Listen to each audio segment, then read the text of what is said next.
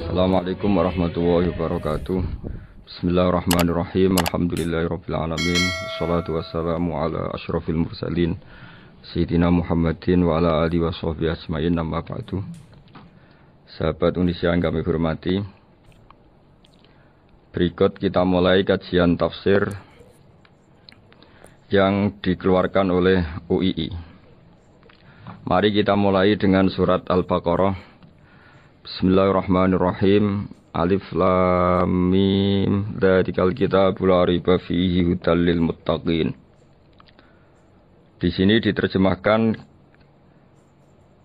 Alif lam mim ini termasuk ayat-ayat yang oleh para ulama dianggap mutasyabihat. Artinya kita tidak boleh memaksakan maknanya. Kita cukup iman bahwa itu dari Allah Subhanahu wa taala. Ini termasuk ayat-ayat yang kita percaya bahwa ada makna yang diinginkan Allah, tapi kita tidak perlu menduga-duga apa sepersisnya makna itu. Dzalikal kitabul la raiba fihi, kitab ini tidak ada yang diragukan. Hudal lil muttaqin, petunjuk bagi mereka yang bertakwa. Sahabat Indonesia yang kami cintai, yang kami hormati, muttaqin dari kata kerja ittaqa yattaqi ittiqaan. Maknanya adalah menjaga diri. Ada 3 kelas muttaqin dalam terminologi para ulama, istilah yang dikeluarkan para ulama. 1, muttaqin orang yang menghindari perilaku syirik atau perilaku kekafiran. Sehingga menurut para ulama, apapun faseknya seorang mukmin, apapun kelirunya orang mukmin, misalnya pernah mencuri, pernah korupsi, pernah apa saja, masih dianggap mukmin karena dia masih bertauhid la ilaha illallah Muhammadur Rasulullah. Ini muttaqin yang paling kelas pokok, kelas bawah. Kemudian ada muttaqin kelas kedua, yaitu mereka yang menghindari dosa besar tapi tidak bisa menghindari dosa kecil. Misalnya bisa menghindari dosa zina, tapi dia bisa menghindari dosa melihat perempuan yang bukan mahramnya, yang bukan halal bagi dia. Ketiga muttaqin paling ideal, yaitu menghindari dosa besar, juga menghindari dosa kecil, bahkan menghindari sesuatu yang tidak penting. Ini yang dalam terminologi ulama disebut para wali atau para ulama, yaitu yang dalam ayat ala inna awliya Allahi la khaufun alaihim wa lahum yahzanun.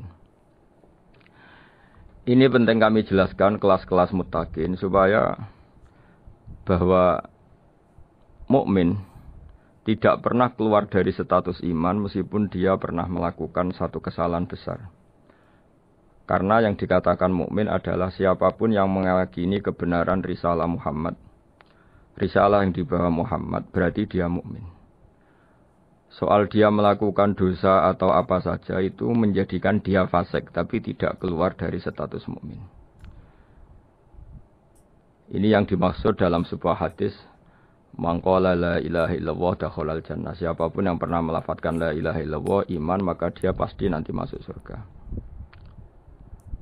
Kemudian ada beberapa pertanyaan dari para sahabat dengan masa lalu orang itu yang macam-macam, Nabi tetap menjawab meskipun dengan masa lalu yang macam-macam. Sebab itu perlu dikaji serius, sebagaimana ada yang ditafsir Sawi bahwa muttaqin itu dari kata kerja ittaqa yattaqi ittiqaan atau ittaqa yattaqi taqwan. Ini maknanya orang yang menjaga diri. Tentu menjaga diri ini ada yang kelas premium, kelas sempurna. Jadi sesuatu apa saja yang bahaya kita jaga, termasuk dosa kecil, melakukan hal yang tidak penting. Ada orang mukmin yang hanya bisa menjaga dari dosa kekafiran, dosa kemusyrikan. Ini pun dengan segala kesalahannya masih ada kemungkinan dimaafkan Allah. Karena Allah pernah berfirman, innallaha la yaghfiru ayyushraka bihi wa yaghfiru ma duna dzalika liman yasha. Allah tidak akan memaafkan dosa syirik, tapi Allah masih bisa memaafkan atau masih berkenan memaafkan dosa di luar syirik. Kemudian yang perlu mengerti oleh sahabat Indonesia adalah makna la raiba fihi. Ini yang perlu kami ungkap, bahwa Al-Quran ini tidak ada keraguan padanya. tidak ada keraguan. Ini yang mudah kita teliti karena kita orang Indonesia. Mungkin rasa-rasa sastra Arab enggak kental. Mari kita teliti dari segi makna. Karena makna ini rasa dan rasa itu universal. Begini misalnya. Dulu orang-orang kafir Mekah karena mereka penyembah berhala, penyembah Tuhan-Tuhan yang banyak. Itu memprotes. Mereka memanggil tentu masih Muhammad, belum ya Rasulullah. Muhammad, kamu mengajak ke Tuhan berapa? Rasulullah menjawab, ke Tuhan yang satu. Lalu mereka bertanya, Muhammad urusan kita ini banyak, problem kita banyak. Tuhan banyak saja tidak bisa menyelesaikan, apalagi satu Tuhan. Ini yang diceritakan dalam sebagian ayat disebut, Aja'alal alihata ilaha wahida inna hadza syai'un ujab. Bagaimana mungkin Tuhan itu satu? Harusnya Tuhan itu banyak karena urusan kita banyak. Lalu Rasulullah dengan bimbingan Tuhan, bimbingan Allah mendatangi mereka, kemudian Nabi menjelaskan. Tuhan itu adalah ketua kalian, Tuhan itu adalah pimpinan kalian. Bagaimana kalau Anda jadi pembantu kemudian punya majikan banyak, punya penguasa banyak, punya tuan banyak. Kemudian semua tuan-tuan Anda ini memerintahkan Anda dengan perintah yang beda-beda. Apa kalian mau punya majikan atau pimpinan yang banyak? Mereka menjawab tidak Muhammad. Terus mereka akhirnya sadar bahwa problem Tuhan banyak itu tentu lebih sulit, lebih problem. Karena nanti perintahnya beda-beda, keinginannya beda-beda. Mereka akhirnya tersadarkan bahwa sebaiknya atau seharusnya memang Tuhan itu satu. Jadi Rasulullah SAW menjelaskan logika bertauhid itu dengan sekian variasi, dengan sekian logika. Kemudian Nabi kedua juga menjelaskan logika kompetisi. Kata Nabi yang karena bimbingan Allah diberi satu pengertian. Andai kan Tuhan itu 2 atau 3, kemudian berebut dalam tahta aras atau tahta yang di alam raya ini. Sebagaimana lazimnya para penguasa. Maka pasti ada yang menang, ada yang kalah. Dan yang kalah tentu gak layak sebagai Tuhan. Ini yang disebut wala ala ba'duhum ala ba'd. Tentu kalau Tuhan itu banyak, mereka akan berkompetisi, akan bertarung. Dan pasti pemenangnya ya satu, karena memang layak jadi Tuhan tetap satu. Sadarlah bahwa orang-orang kafir Quraisy, orang-orang kafir saat itu sadar pentingnya bertauhid. Ketiga, Nabi juga menjelaskan tauhid secara ilmu logika. Begini para pendengar. Kalau dalam teori ilmu tauhid yang agak jelimet dijelaskan begini. Jika ada 2 Tuhan, maka alam raya ini enggak menjadi alam. Logikanya adalah 2 Tuhan ini bisa kamu katakan sama-sama kuat. Ketika sama-sama kuat kemudian ingin menciptakan langit. Yang satu ingin menciptakan bumi. Yang satu menolak menciptakan bumi misalnya. Atau yang satu ingin menciptakan langit, yang satu menolak ingin menciptakan langit. Kemudian ternyata bumi ini terbukti wujud. Logika awam adalah yang berhasil menciptakan bumi berarti Tuhan.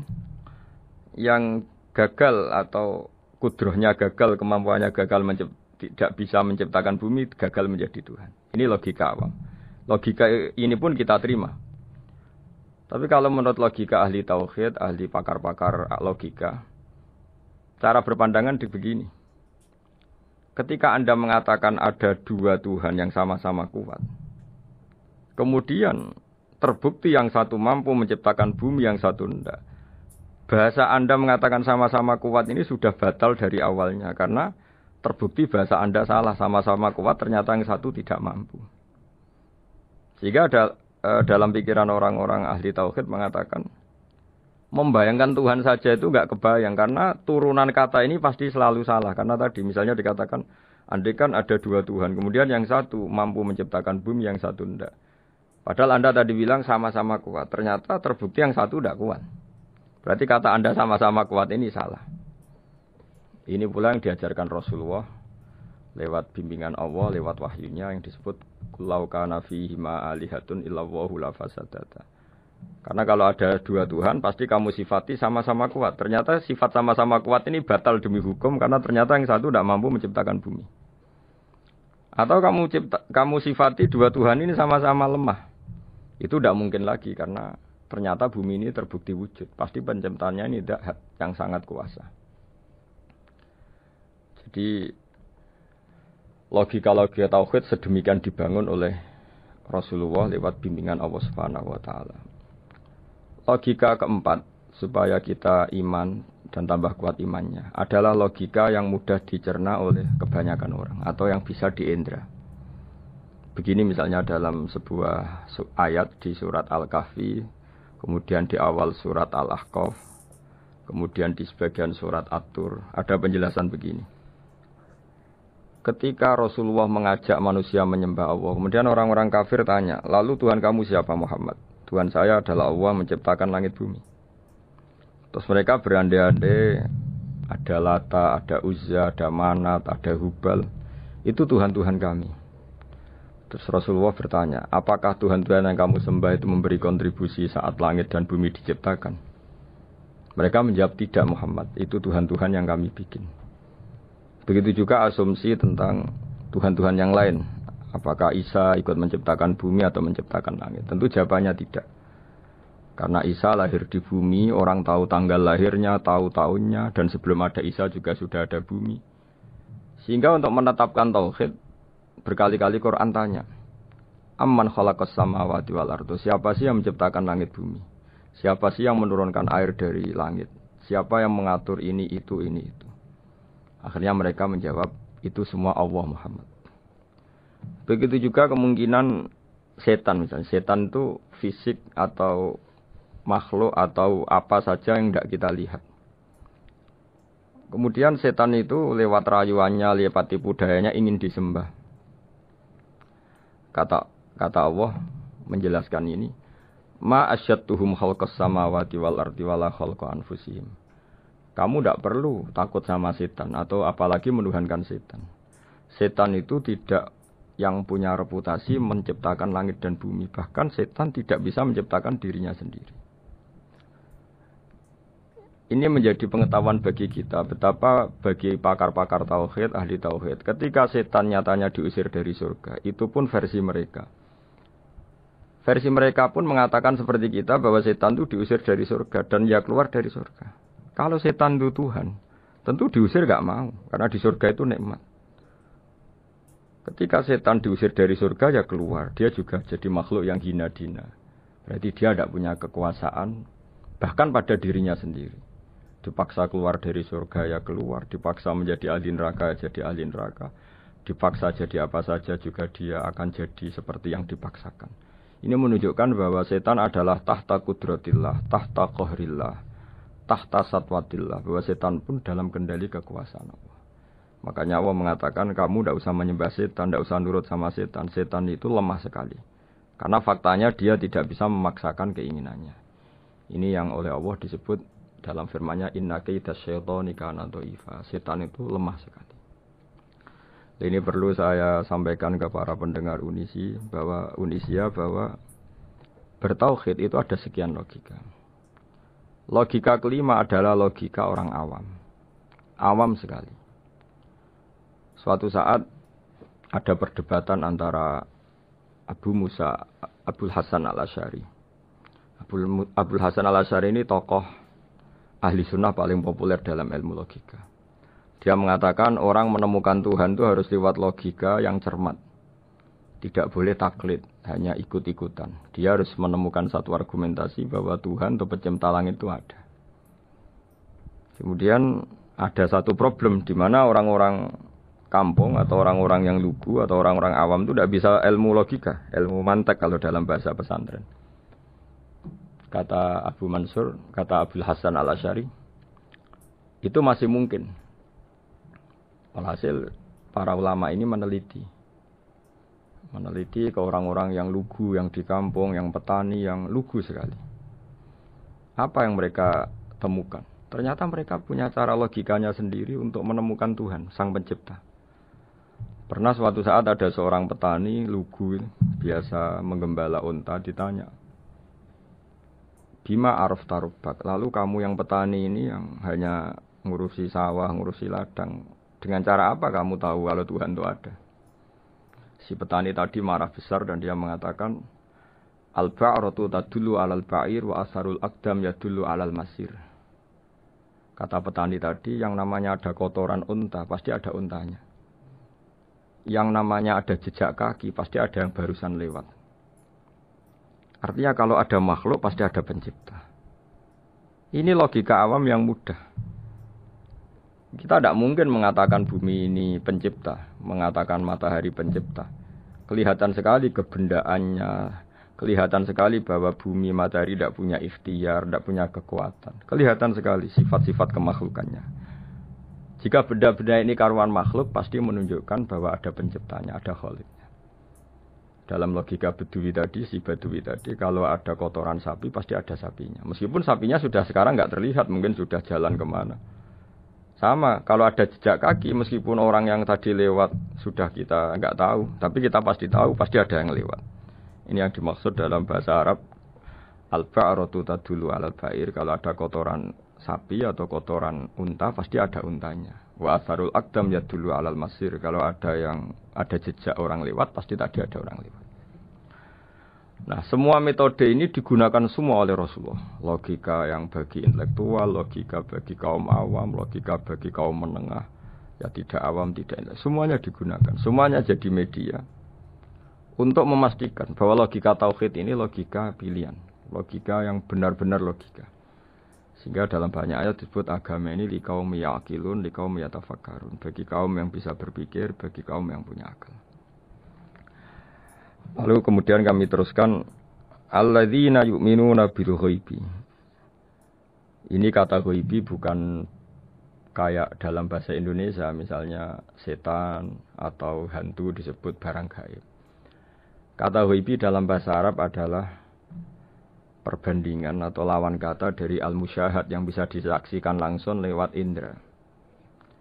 Kita orang mukmin iman bahwa surga ada, padahal kita tidak pernah melihat surga. Kita mukmin iman bahwa neraka ada, padahal kita belum pernah melihat neraka. Ini sesuatu yang maghoba anil absor, yang mata kita tidak melihat, fisik kita tidak menyentuh. Kita pun iman. Asal sesuatu itu mansus ya, dikatakan secara eksplisit oleh Quran dan hadis. Kalau dalam bahasa usul fikih disebut al-mansus. Ciri mukmin diantaranya adalah yang paling pokok alladzina yu'minuna bil ghaibi. Iman dengan sesuatu yang enggak kelihatan. Lalu kemudian para ulama cara pandang beda-beda. Bedanya bukan karena mereka bertentangan enggak, tapi ini menurut kelas rasa yang berbeda-beda. Bagi orang-orang sufi ya, Allah itu tidak bisa dikatakan al-ghaib, sesuatu yang enggak kelihatan. Karena Allah itu begitu jelas, az-zahir. Kata orang sufi, Allah itu zahir. Begitu juga dalam Asma'ul Husna disebut Allah itu az-zahir. Begitu jelas. Karena orang yang akalnya mapan, hatinya mapan, melihat satu lemari yang bagus, pasti langsung mensifati bahwa pembuatnya adalah orang yang hebat. Orang yang melihat mobil mewah atau pesawat yang canggih, pasti kepikiran pertama adalah pasti pembuatnya canggih. Sehingga eksistensi pembuat pesawat itu adalah orang hebat. Itu langsung tertanam ketika melihat pesawat itu hebat. Bagaimana mungkin seseorang ragu akan kehebatan pembuat pesawat ketika melihat detail-detail pesawat? Pasti langsung kepikiran kalau pembuatnya itu hebat.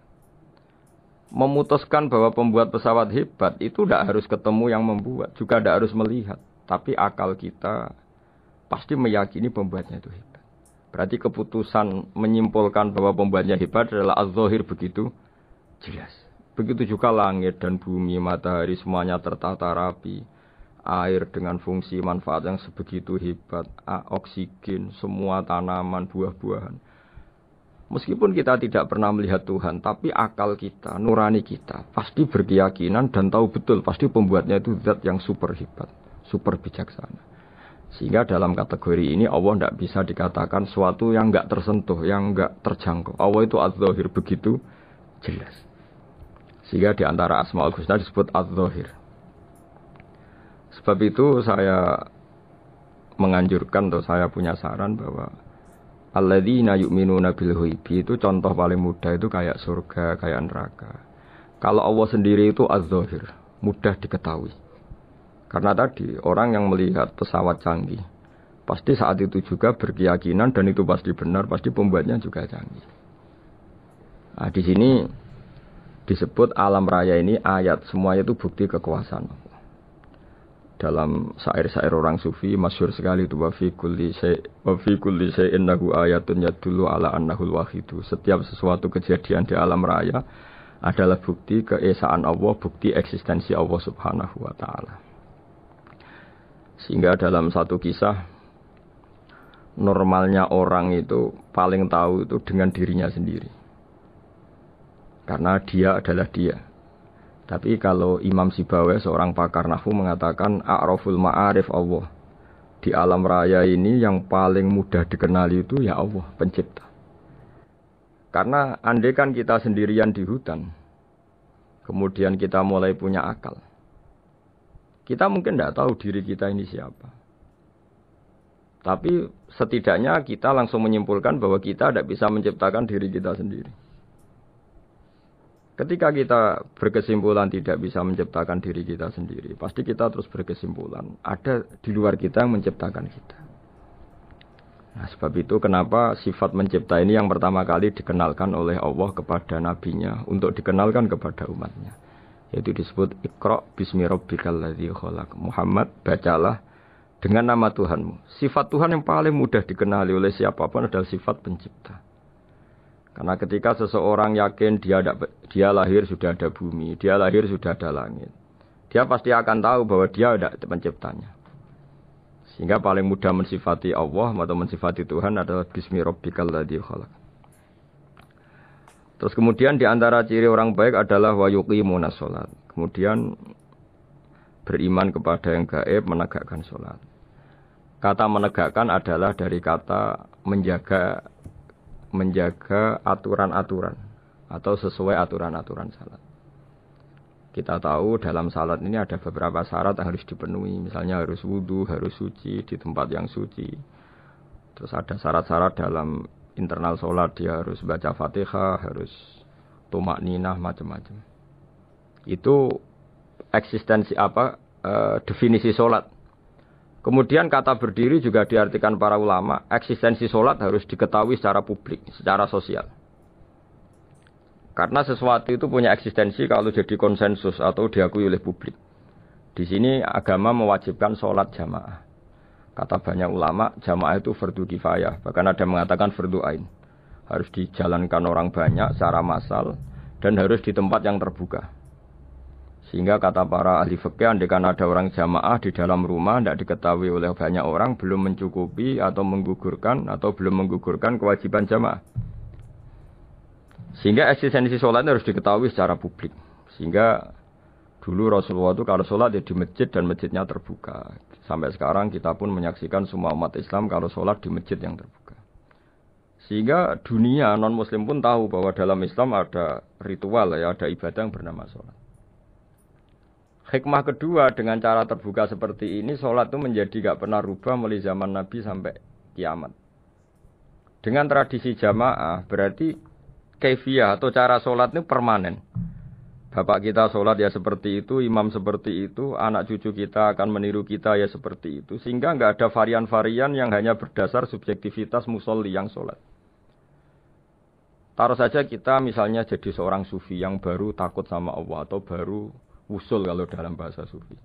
Kemudian kita sholat sendiri di rumah, mungkin dengan gaya menangis, terseduh-seduh, macam-macam. Ini tentu tidak baik sebagai standar sholat. Begitu juga ada anak atau pedagang yang kesusu atau tergesa-gesa, kemudian sholat hanya sekian, 2 menit, 1 menit. Ini juga agak baik. Meskipun itu boleh dilakukan individu-individu. Tapi kalau dalam sholat jamaah, orang harus manut imam, dan ada standarnya, misalnya tumaknina itu biqadri subhanallah, jadi ada ukurannya. Ini penting saya utarakan bahwa hikmah jamaah itu bukan sekedar dapat pahala 27 kalau sendiri, dapat pahala 1 itu enggak. Tapi ini menjaga eksistensi sholat supaya ya seperti ini terus sampai kiamat. Sehingga orang Indonesia atau orang Afrika, orang mana saja, itu ketika haji atau ketika saling berkunjung di negara lain, itu nggak akan kaget dengan cara-cara sholatnya. Karena seluruh dunia kaifiyahnya caranya sama. Ini semua barokah dari jamaah.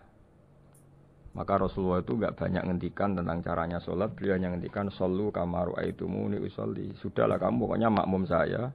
Nanti caranya kamu sholat sama seperti saya seperti ini.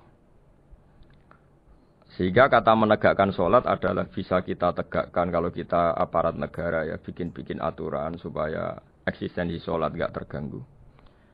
Kalau kita seorang kultural juga mensuasanakan sholat. Dan supaya kefiahnya atau caranya sholat ini benar, kita tradisikan jamaah. Sehingga anak kecil ngikuti yang besar, yang bodoh ngikuti yang pinter dengan satu cara. Itu barokahnya jamaah. Sehingga wayukimuna sholat itu, sholat kita dirikan baik secara personal.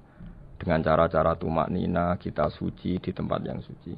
Maupun kita tegakkan, kita maklumatkan, kita jadikan konsensus bahwa sholat ya seperti ini. Sehingga ada khayal-khayal lagi dalam Islam. Misalnya nyuwun sewu ada aliran yang mengatakan ya kalau Tuhan itu kan enggak bebas arah, bebas tempat. Terus dulu pernah ada orang sesat sholat sampai 4 rakaat 4 arah, alasannya Tuhan itu tanpa arah. Enggak akan terjadi seperti itu. Karena ijma'nya umat Islam, konsensus umat Islam akan menolak faham yang seperti itu.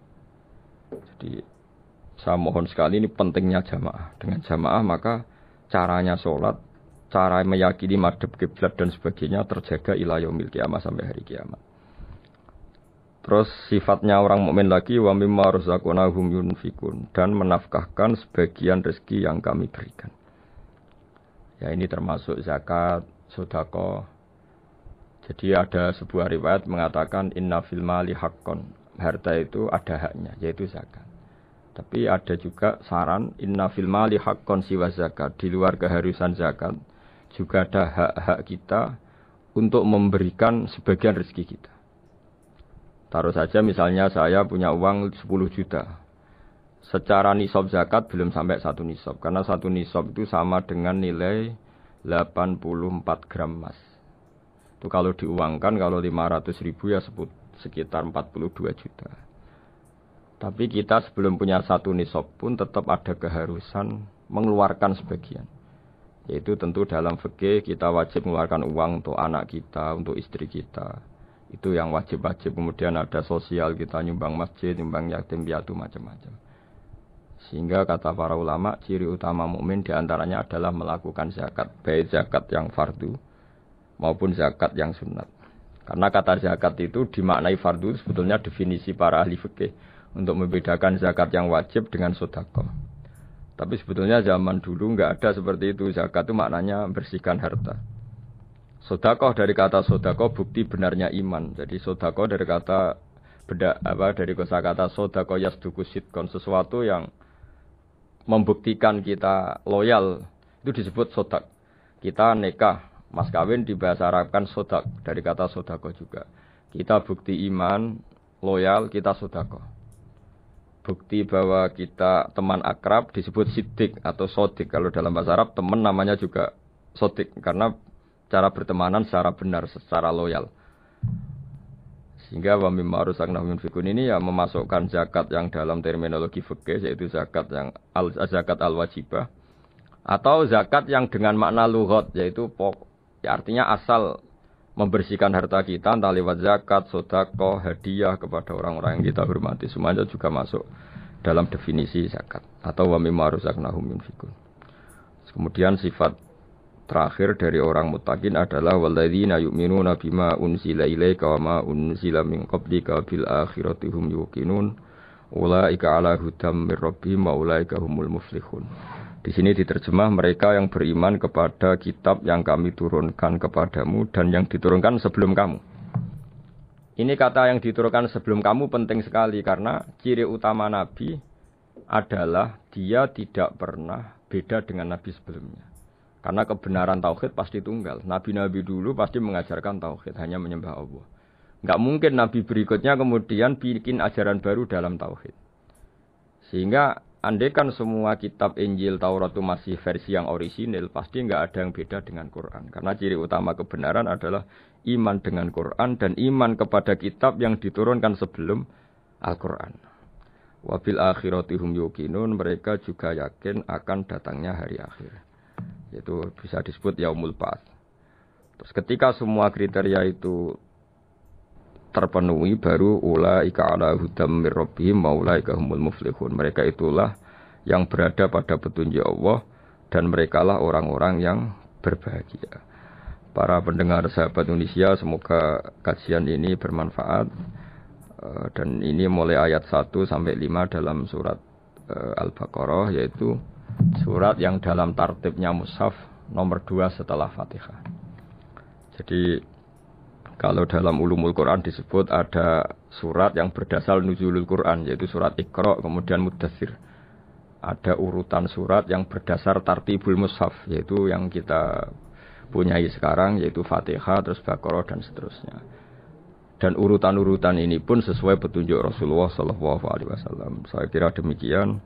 Mohon maaf atas semua kesalahan. Wassalamualaikum warahmatullahi wabarakatuh.